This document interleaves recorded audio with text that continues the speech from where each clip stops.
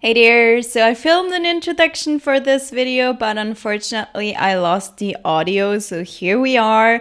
I have 3 ideas today for you that you can recreate with crayons, and I wanted to tell you a little bit how to use them to their best potential. So let's head right into it.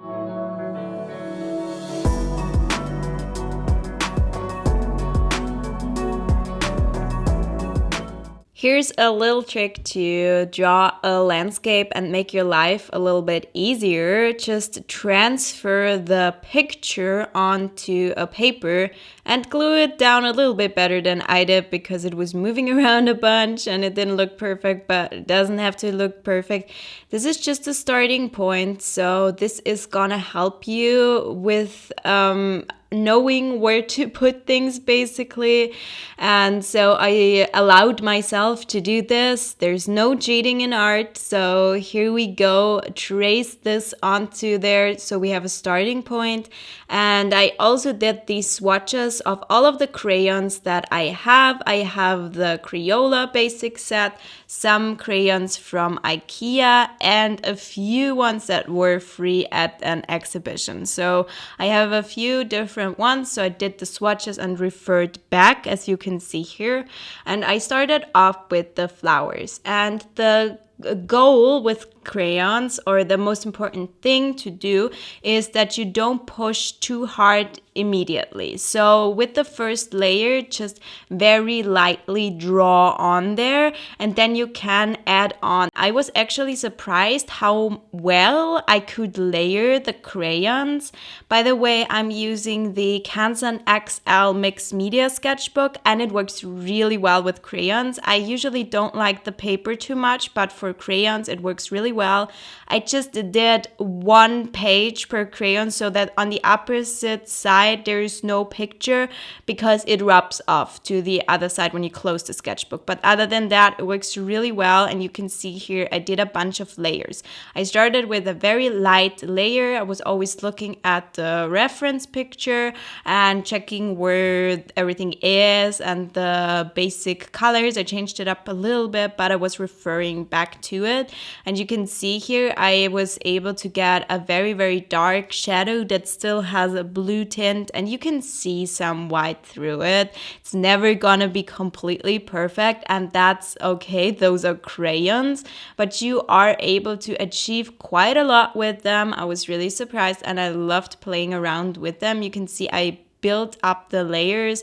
You could see it with the water. I was using a little bit of the turquoise from the Ikea set, as well as the blue-green from the Crayola set. And I really loved the, I think it's called red-violet tone. It's such a beautiful purple tone. And I used that for the flowers, then a darker purple tone for some shadows. And for the green tones, I actually mixed a lot of colors as well. I used the green, I used a black tone, a blue-green tone, and I just used a lot of colors. And you can see here that the sketch is showing through a little bit, because when I transferred it, I pushed down very, very hard. So I'm still getting used to the paper and how much I can push down, but it's okay, not a big deal. We're just playing around here and getting used to drawing something with crayons. I've never really attempted to make something look good with crayons, so here we are. And the clue here was really that I mixed a bunch of colors. And the first layer, don't push down too hard, build up the colors, don't push at all. I didn't break any crayons in the making of this video, so that's gonna tell you how hard I pushed. Not at all. Maybe with the last layer I pushed a little bit harder, but that's just with the very, very last layer, when I know that I'm not gonna add any more colors.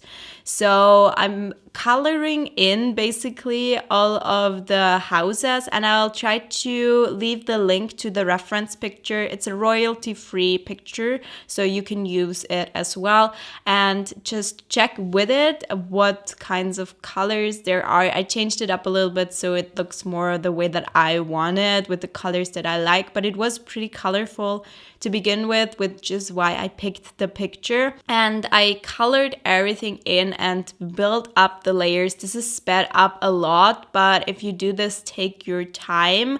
And I also I circled the yellow spots for the windows with some orange, and just gave everything a little bit of a line art basically, so you can see that in between the houses there's a little bit of a black border.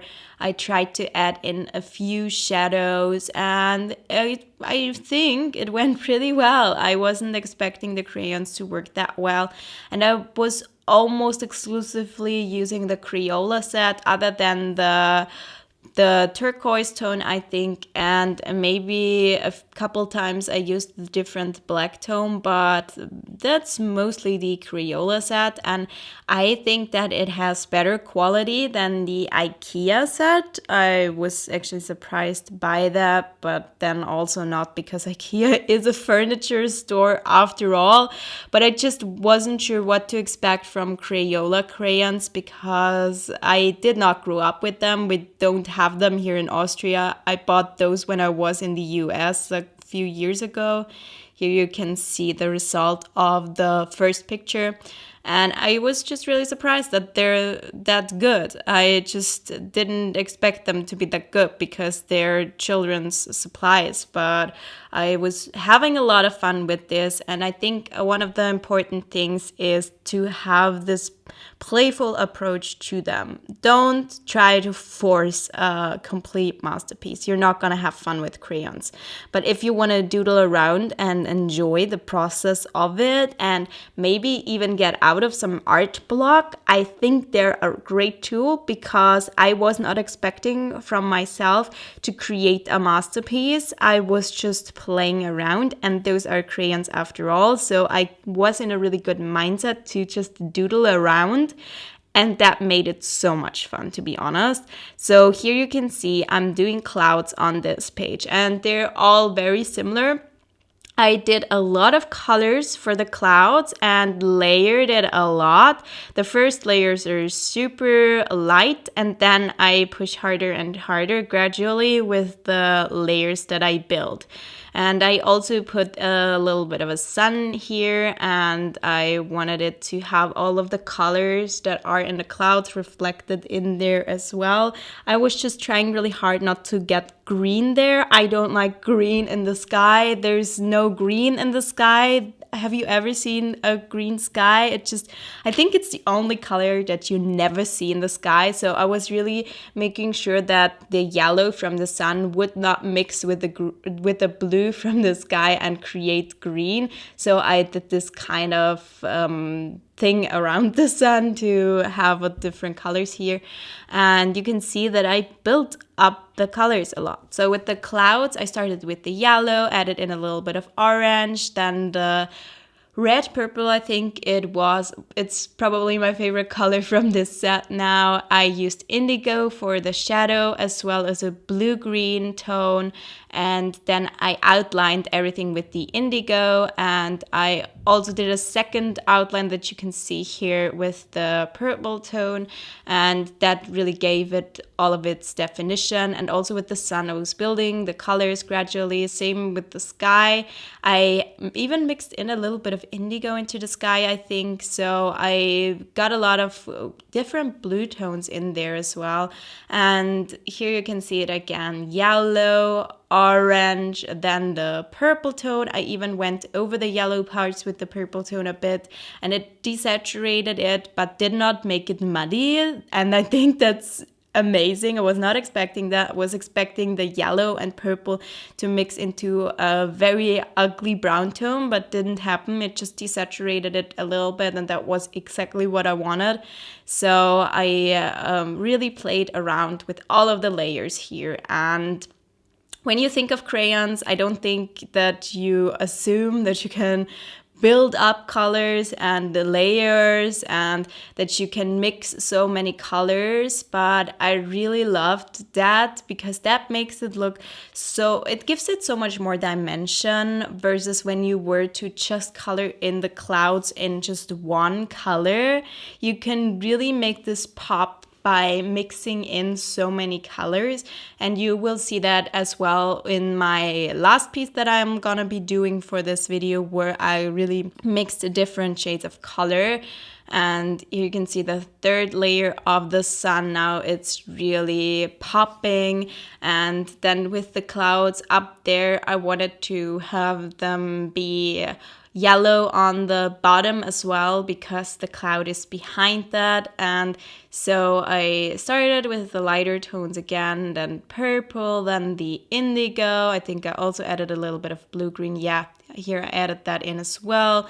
A little bit more of the yellow, of the orange, and now the indigo outline.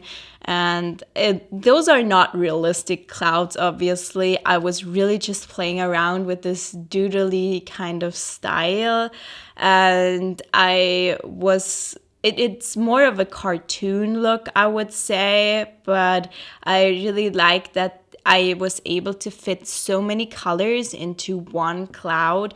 It makes them look almost like a candy or something, like it would be very sweet.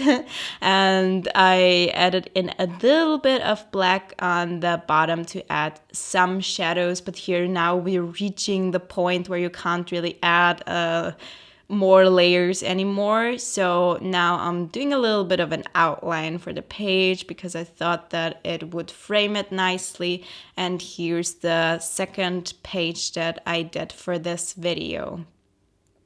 Now for the last one, I decided to draw some oranges, so you can barely see it right now. I was really building up the colors. I didn't do a sketch, but if you feel more comfortable with doing a sketch first, then go ahead and do that and make sure that it's not too dark because it's gonna be hard to cover it. But I was just building everything up with a very light hand and didn't even use a sketch. And you can see that I was starting to map out where the green leaves are and then the oranges. And I also added in a bunch of colors to the oranges here, like we did with the clouds. I added in not only orange, but also yellow and the red purple tone, did a little bit of an orange outline as well. I think with crayons, you kind of need the outline a little bit because I think it looks a little bit too messy without it, but I might play around with it more, and maybe at one point I'm at a point where I'm happy without the outline, but I think at this point I really wanted it. So now I took the indigo to make the dark parts of the leaves even darker, and I used an orange to make the warmer parts even warmer, and I think that gives it so much dimension and makes it look so much better than if you were just to use the green and just color it in with green. So that's the tip here, to add in lots of colors and use the darker or use the cooler tones for the darker areas where there's shadow and use the warmer tones for the parts where there's light. So with the leaves, I even added in a little bit of orange where the lighter part of the leaf is, and I added in the indigo for the darker parts. Let me know if you want to see more about crayons, if you want to see more ideas or want me to go more into depth with this, and let me know how much you like it. And if you did, please also give this video a thumbs up and subscribe to my channel, and I'll see you next time. Goodbye.